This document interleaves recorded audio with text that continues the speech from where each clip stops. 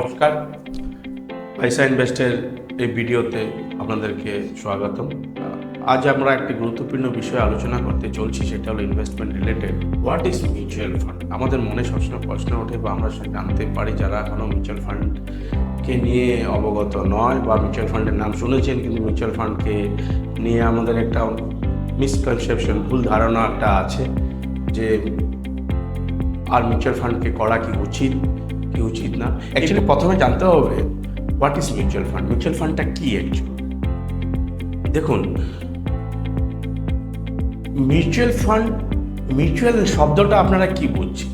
আপনি, আমি, আরও XYZ 1 2 3 4 5 6 7 8 10 15 জন 100 জন 1000 জন লোকে মিলে আমরা মিউচুয়ালি একটা ফান্ড কালেক্ট করছি। কালেক্ট করে যে ফান্ডটা যেন আপনি 100 টাকা দিচ্ছে, সবাই 100 কেউ 200 টাকা, কেউ 500 টাকা দিয়ে একটা ফান্ড ক্রিয়েট হলো। সাপোজ সেই ফান্ডটা 10 লাখ টাকার একটা ফান্ড। শুনুন, আমরা যবে 10 লাখ টাকা এই ফান্ডটা কালেক্ট করলাম, মিউচুয়ালি আমরা যে ফান্ডটা কালেক্ট করলাম, তো মিউচুয়ালি আমরা একটা সবাই মিলে একসঙ্গে মিলে একটা ডিসিশন নিলাম যে এই ফান্ডটা অ্যাকচুয়ালি আমরা কোথায় ইনভেস্টমেন্ট করব আর কিভাবে করব, আর আমরা কতটা রিস্ক নিতে পারবো, আর আমরা কতটা রিটার্ন এক্সপেকটেশন করছি। তো ইয়েস, এখানে একটা সবসময় একটা কথা আসছে, সেটা হলো হাই রিস্ক হাই রিটার্ন। ঠিক সিমিলারলি লো রিস্ক লো রিটার্ন। তো আমরা মিউচুয়ালি সবাই মিলে একটা ডিসিশন নিলাম যে আমরা এই ক্যাটাগরি প্রোডাক্টে যাব, আর এই ক্যাটাগরি প্যারামিটারে আমরা ফান্ডটাকে ইনভেস্টমেন্ট করতে চাইছি। সেই এমসিতে আমরা যখন রিকোয়েস্ট করলাম, তারা সেই ফান্ডটাকে নিয়ে আমাদের যেটা ইচ্ছা ছিল সেই ইচ্ছা অনুযায়ী ওনারা ফান্ডটাকে ম্যানেজ করে। সেইটার থেকে আমরা 10 লাখ টাকা আমরা ইনভেস্টমেন্ট করেছি। 2 বছর বা 3 বছর বা 4 বছর পর যার যখন টাকার প্রয়োজন আমরা টাকা তুলে নিচ্ছি। ধরুন 5 বছর পর টাকাটা 10 লাখ টাকা গিয়ে 15 লাখ টাকা হয়ে গেল। ফাইন, আমরা এখন টাকা তুলে নিচ্ছি। যদি আমরা টাকাটা তুলে নিই তো আর 10 লাখ টাকার জায়গায় 15 লাখ টাকা আমরা পেলাম। আমরা যেরকমভাবে প্রপোর্শন ওয়াইজ আমরা যেভাবে যতটা ইনভেস্টমেন্ট করেছিলাম তার এগেনস্টে আমরা ততটা আমরা রিটার্ন নিয়ে নিলাম। এই টোটাল প্রসিডিউরটাকে বলা হচ্ছে মিউচুয়াল ফান্ড। কেননা আমরা মিউচুয়ালি ফান্ড কালেক্ট করছি, আমরা মিউচুয়ালি ফান্ডের উপরে ডিসিশন নিচ্ছি, আমরা এভরিথিং যা করছি মিউচুয়ালি আমরা রিটার্ন পাচ্ছি। প্রত্যেকটি মিউচুয়াল ফান্ড কোম্পানি বিভিন্ন ক্যাটাগরি ওয়াইজ বিভিন্ন ক্যাটাগরিতে স্কিম ওরা রেডিমেড বানিয়ে রেখেছে। সেই স্কিমগুলিতে ধরুন আপনি তার মধ্যে 5-6টা স্কিম আপনি চুজ করলেন। চুজ করার পর আপনার মনে হলো যে আপনি একটা স্কিমে আপনি ইনভেস্টমেন্ট করতে পারেন, কারণ সেই স্কিমটি আপনার রিকোয়ারমেন্ট কমপ্লিট করছে, আপনার ইমোশনকে মাথায় রেখে কাজ করছে, আপনার রিস্ক অ্যাপেটাইট কন্ট্রোল করছে। তো সেই হিসাবে আপনি সেই স্কিমে ইনভেস্টমেন্ট করবেন। আপনি যেমন ইনভেস্টমেন্ট করছেন ঠিক তেমনই পুরো দেশ থেকে যারা সেই স্কিমটাকে ইনভেস্টমেন্ট করতে চাইছে, কারণ সেই স্কিমটা যেমন আপনার জন্য ওপেন আছে আর প্রত্যেকের জন্য ওপেন। XY যেটা আপনি কাউকে চিনতে হবে না বা আমাকেও চেনার প্রয়োজন নেই। আমরা যখনই যে স্কিমটাকে আমরা পছন্দ করছি ঢুকছি, তার মানে আমরা প্রত্যেকে একটা গ্রুপে ঢুকে যাচ্ছি। এই গ্রুপটাকে বলা হচ্ছে আমরা মিউচুয়ালি আমরা ডিসিশন নিয়েছি। কীভাবে? স্কিম রেডি আছে, স্কিম ওয়াইজ আমরা সেখানে সেই স্কিমটাতে ঢুকে যাচ্ছি, আর সেই স্কিমে তার প্যারামিটার অনুযায়ী সেই স্কিমটা কাজ করছে। আমাদের মনে একটা খুব বড় প্রশ্ন ওঠে, মিউচুয়াল ফান্ড মানে রিস্ক। Yes, risk. কী ধরনের রিস্ক?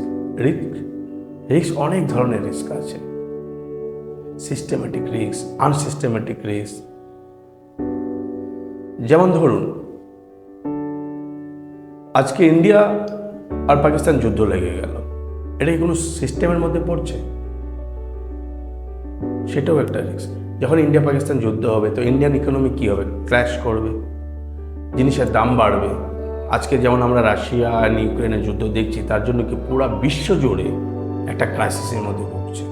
তো সেই ক্রাইসিসে আমরা হয়তো ভাবছি যে রাশিয়া ইউক্রেন যুদ্ধ করছে তাতে আমাদের কি? আরে আমাদের অনেক কিছু। আজকে যে জিনিসের দাম বেড়ে যাচ্ছে রাশিয়া ইউক্রেন একটা দুটো দেশের যুদ্ধের জন্য। তো এগুলি আনসিস্টেমেটিক রিস্ক।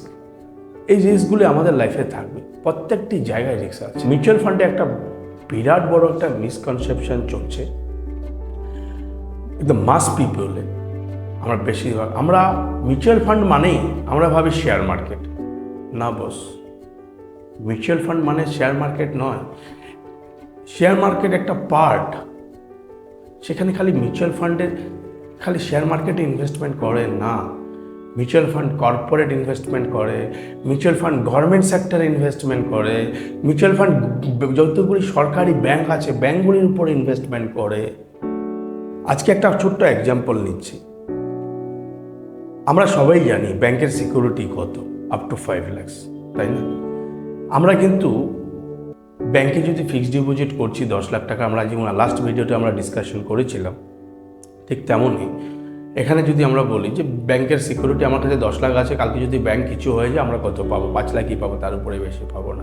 আমরা ব্যাংকের কিন্তু কি কিনেছি? প্রোডাক্ট কিনেছি। ফিক্সড ডিপোজিট ব্যাংকের একটা প্রোডাক্ট। সিমিলারলি আরেকটা খুব সিকিউর প্রোডাক্ট আছে ব্যাংকের, আমরা সবাই স্টেট ব্যাংকের নাম জানি। ইয়েস, আজকের দিনে এপ্রিল 2023-তে State Bank of India interest rate কি দিচ্ছে? 7.5 থেকে 8%। At the same time State ব্যাংকের আরেকটা প্রোডাক্ট আছে, সেই প্রোডাক্ট হলো বন্ড, যেটা নাকি আপনি 100% secured. It's a more than secure than FD. আপনার এফডির থেকে বেশি সিকিউরড, কারণ ব্যাংক যখন একটা বন্ড লঞ্চ করে তার কিছু সিকিউরিটিস গভর্নমেন্টের কাছে রেখে তার এগেনস্টে পারমিশন নিয়ে সেই বন্ডটা লঞ্চ করছে। আপনি কি জানেন সেই বন্ডে কত টাকা ইন্টারেস্ট দিচ্ছে? মোর দেন 9.50, মানে 9.5 টাকার উপরে রিটার্ন দিচ্ছে।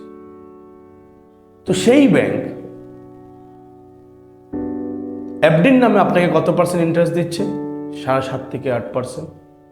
এফডিতে আপনি ইনভেস্টমেন্ট করতে পারছেন, আপনি সেখানে চাইলে 1,000 টাকা দিয়ে এফডি করতে পারেন, 5,000 টাকা দিয়ে এফডি করতে পারেন, 1 কোটি টাকাও এফডি করতে পারছেন।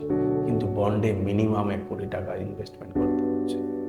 তো সে ব্যান্ডের মিনিমাম এন্ট্রি লেভেল হলো 1 কোটি টাকা। 1 কোটি টাকার উপরে আপনি ইনভেস্টমেন্ট করতে পারবেন। তো 1 কোটি টাকা আপনার, আমার বা সবাই পক্ষে সম্ভব নয়। তো মিউচুয়াল ফান্ড কি করছে? 1 কোটি টাকার বন্ড এইবার এসে গেছে। এইবার কি করলো? মিউচুয়াল ফান্ড এসে যাচ্ছে। এইবার সেই স্টেট ব্যাংক অফ ইন্ডিয়ার বন্ডটা, 1 কোটি টাকার বন্ডটা আপনি আমি সবাই মিলে যদি বন্ডটা কিনি, তো 1 কোটি টাকা হয়ে গেল, বা তার বেশি হলো। তার মানে আমরা 9.5% বেনিফিটটা তুলতে পারি through the mutual fund. Banking bond মানে পিওসিউ ব্যাংকিং বন্ডগুলি মোর than secure than FD. Secondly, আমরা ওখানে ব্যাংকের এফডির থেকেও বেশি ইন্টারেস্ট পেতে পারি। কিন্তু আমরা ডাইরেক্টলি ব্যাংকিং বন্ডে করতে পারছি না। কেন? Because of amount.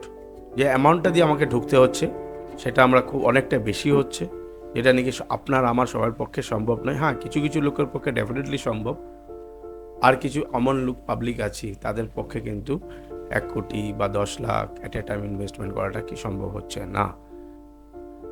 তো আমরা যত ব্যাংকিং বন্ড আছে সবগুলি বন্ড আমরা কম পয়সা দিয়ে, মিনিমাম ইনভেস্টমেন্ট দিয়ে 500-1000 টাকা দিয়েও আমরা স্টার্ট করতে পারছি।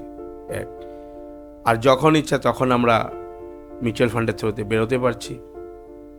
কিন্তু ডাইরেক্ট বন্ড যখন আপনি কিনছেন, লকিং পিরিয়ড পর্যন্ত আপনাকে ওয়েট করতে হচ্ছে। খালি সেটাই নয়, আমরা ব্যাংক ছাড়া তো সেন্ট্রাল আর স্টেট গভর্নমেন্টও কিন্তু ইনভেস্টমেন্ট করতে পারি।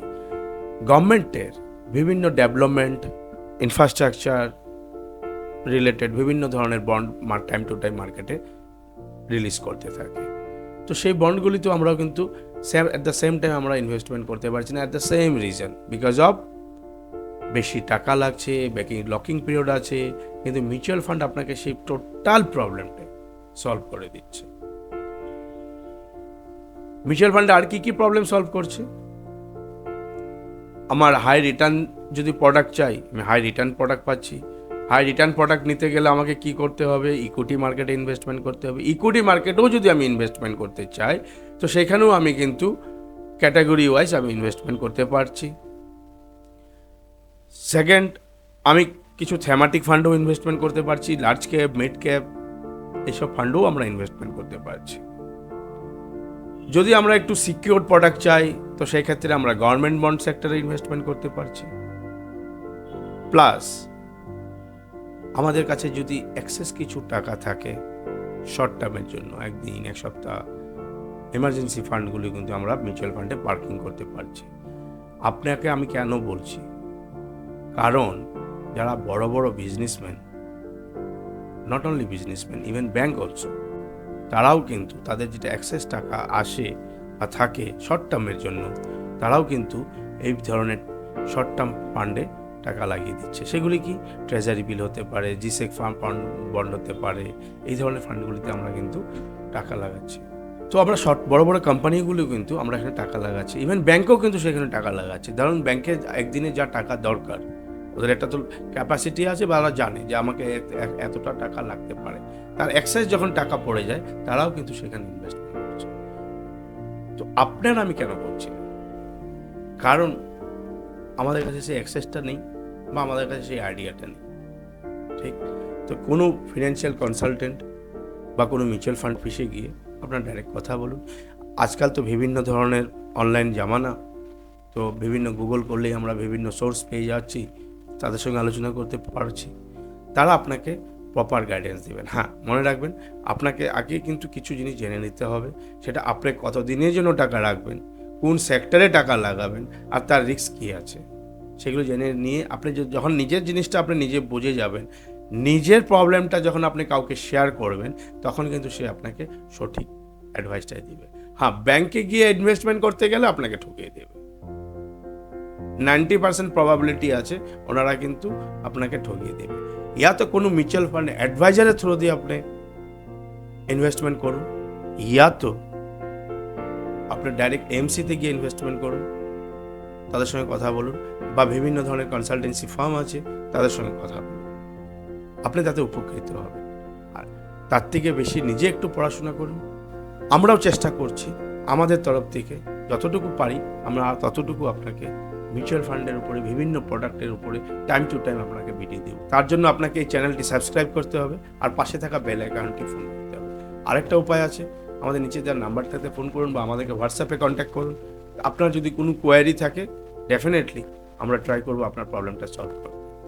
থ্যাংক ইউ, দেখা হচ্ছে নেক্সট ভিডিওতে।